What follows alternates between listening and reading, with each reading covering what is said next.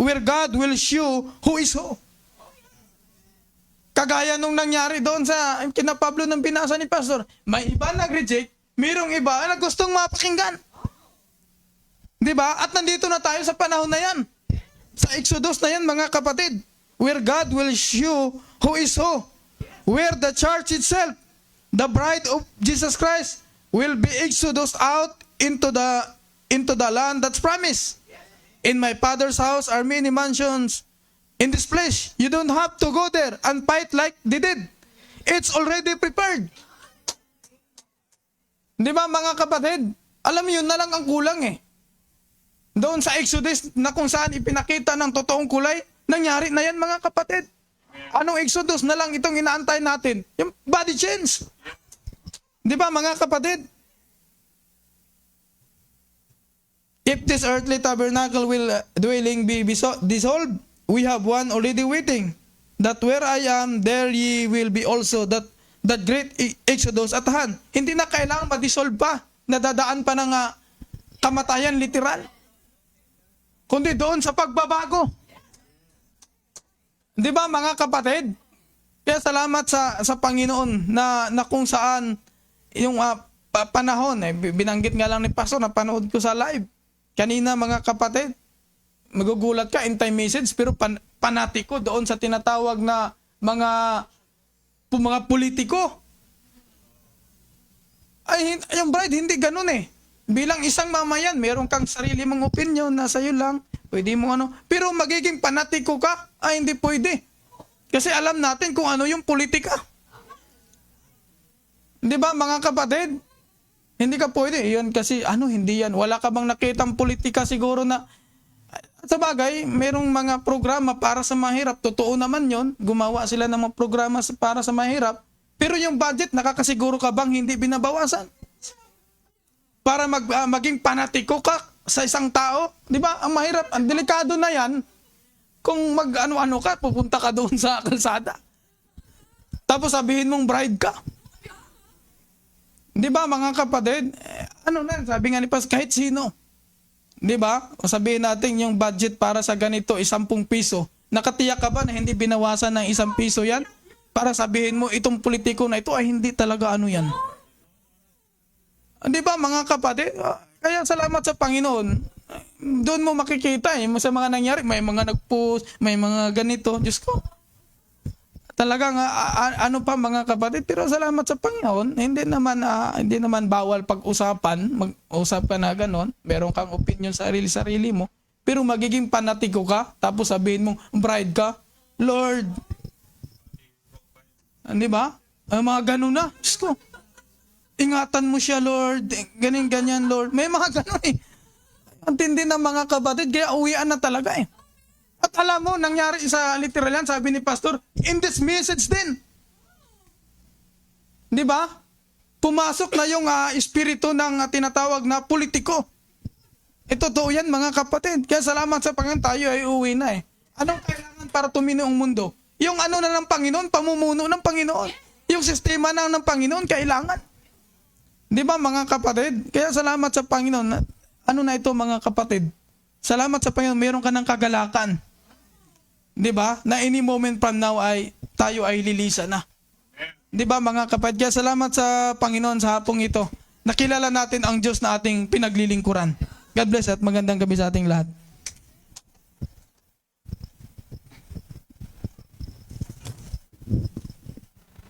Amen. Salamat sa Panginoon. At lahat ng mga bagay ay kailangan mangyari. Sabi nga ni Paul, all things work together for good to them that love God. Para pa rin yan sa kabutihan natin. At ang lahat ng mga nangyayari, ang dulo talaga niyan ay uwian na.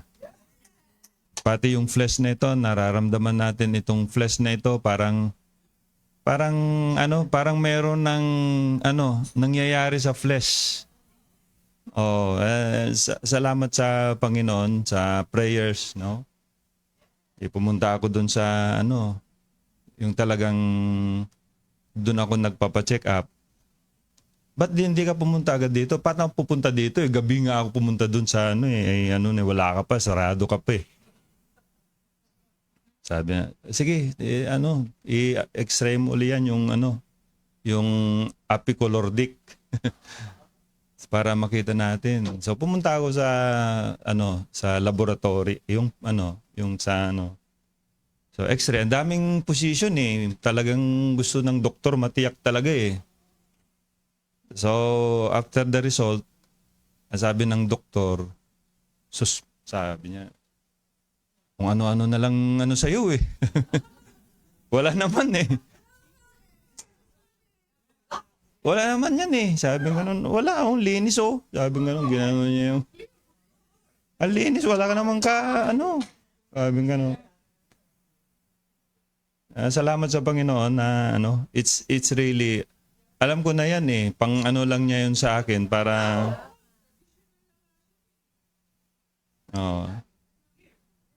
So, salamat sa Panginoon. Talagang He is always true to His word. Sabi ko sa kanya sana, minsan puntahan kita dito, hindi na ito yung katawan na ito, kaso lang hindi niya ako maarok.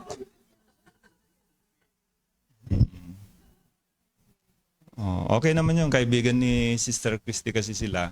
Kasi niya yun sa ibon.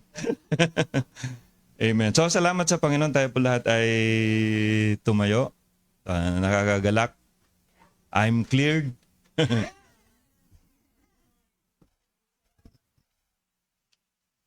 Anong pinapabulong ni Satan? Yung nakita ng doktor, parang sabi niya, na to? Pero salamat na may mga talaga, may ginagawa ang Panginoon. Bronchitis, sabi niya bronchitis. Na bronchitis.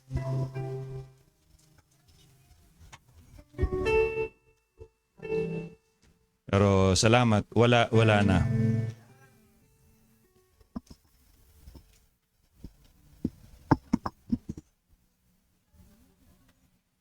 Amen. Salamat sa Panginoon, isang awit sa 93. Yung walang katapusan.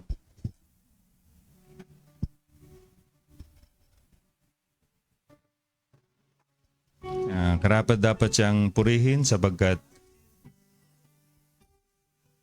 hindi niya tayo pinagkulang. Narito kami ngayon, inawitan ka, Panginoon. Himig ng aming pagsamba, iaalay sa iyo lahat ng panahon, lahat ng pagkakataon,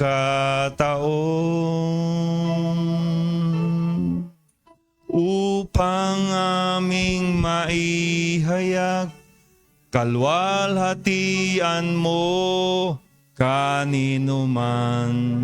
Amen.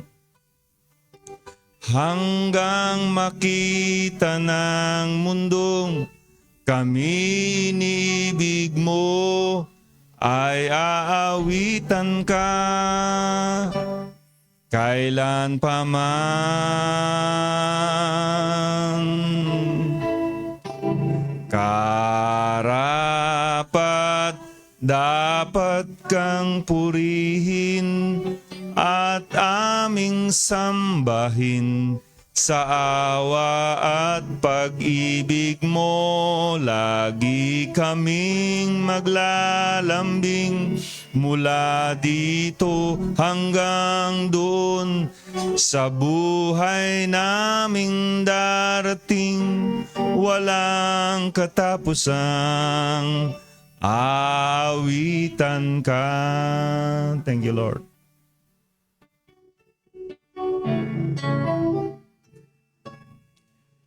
Di man sapat ang himigat, kulang ang aming titik para sa iyo. Thank you, Lord. patuloy na aawit at sa'yo'y maglilingkod magpakailan paman, Panginoon.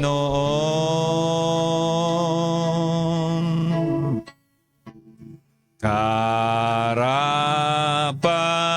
dapat kang purihin at aming sambahin sa awa at pag-ibig mo. Lagi kaming maglalambing mula dito hanggang doon sa buhay naming darating.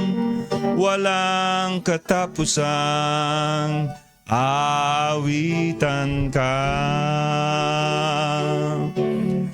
Kunin mong lahat ng kapurihan na kayang sambitin ng iyong mga banal. Kahit nasaan, kahit kailan, walang katapusang awitan ka. Karapat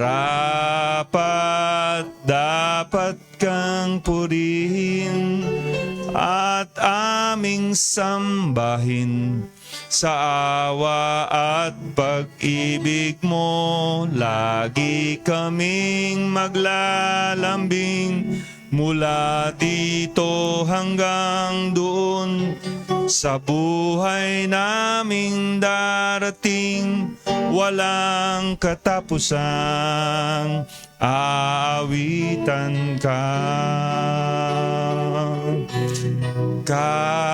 Karapat dapat kang purihin at aming sambahin sa awa at pag-ibig mo. Lagi kaming maglalambing mula dito hanggang doon sa buhay naming darating. Walang katapusang aawitan ka. Walang katapusang aawitan ka. Amen. Praise the Lord. Amen. Tayo ay muling manalangin. Dakilan naming Diyos, kami ay nagpapasalamat sa gabi na ito sa pag-ibig, kabutihan mo, biyaya mo, na tunay nga Panginoon na hindi mo itinago sa amin ang mga bagay na talagang hinanda mo na ipahayag sa huling panahon na ito. And we're blessed to be identified with that little group na kung saan naging malinaw, hayag ang iyong sakdal na kalooban, ang iyong eternal na layunin. And hindi lang namin nalaman, kundi bahagi kami nito, Panginoon. At yun ang nagbibigay sa amin ng tunay na kagalakan sa aming mga puso. Meron na kaming kapanatagan, anuman ang maganap, anuman ang mangyari. We know, Lord, we are secured, and dumating man ang body change sa panahon na ito, we are rest assured na kami ay bahagi, Panginoon. At yun ang nagbibigay sa amin ng tunay na kagalakan sa aming mga puso. At sa gabi na ito, kung meron mang mga prayer request, I pray, Lord, na ikaw ang patuloy na tumugon. Ito man ay mga kagalingan sa mga karamdaman. Ikaw pa rin, Panginoon, ang nagpapatunay na ikaw ang manggagamot, na sa iyo ay walang imposible, at ikaw, Panginoon, ang tumutugon sa lahat ng kahilingan. Kung meron mang anumang pangangailangan, ikaw, Lord, ang nariyan, mahabang yung kamay upang lahat ng ito ay iabot ayon sa iyong sakdal na kalooban. And kami ay lubos din na nagpapasalamat sapagkat sa munting dakon na ito, Panginoon, ay kahit kailan ay hindi mo kami pinagkulang, kundi lahat, Lord, ng mga needs namin, patuloy mong pinagkakaloob. Higit sa lahat, sa mga spiritual na mga blessing na tunay nga Panginoon na nag-uumapaw ang pagpapalang dinadaloy mo sa dako na ito. At Lord, kami din ay nagpapasalamat sa mga nagdaos ng kanilang kaarawan, Sister Gemma, Brother Jeff, sa susunod na mga araw. I pray na i-bless mo sila, Panginoon, gamitin na ilawan, gamitin na daluyan din ng biyaya ng buhay sa kanilang mga mahal sa buhay, mga kaibigan, mga kakilala, Panginoon. At kung anuman ang desire nila, I pray, Lord, na ikaw ang tumugon sa lahat ng ito ayon sa iyong itinalaga. At Lord, sa aming pansamantalang paghiwa-walay, dalangin ko ang iyong pag-iingat, makauwi ang bawat isa na payapa, panatag, at ligtas, at patuloy, Panginoon, na ma-enjoy namin ang kapahayagan na ito, at hindi lang kami, kundi pati na rin ang aming mga mahal sa buhay. Maraming salamat. I-bless mo din ang mga kamay na patuloy mong ginagamit upang i-support ang iyong ministry sa dako na ito. I pray, Lord, na ibalik ng higit pa ang mga pagpapalang ito. We give you back all the glory, thanksgiving, honor, and praises, Panginoon, in your mighty name, in the name of the Lord Jesus Christ. We pray. Amen, amen, amen. Bawat isa.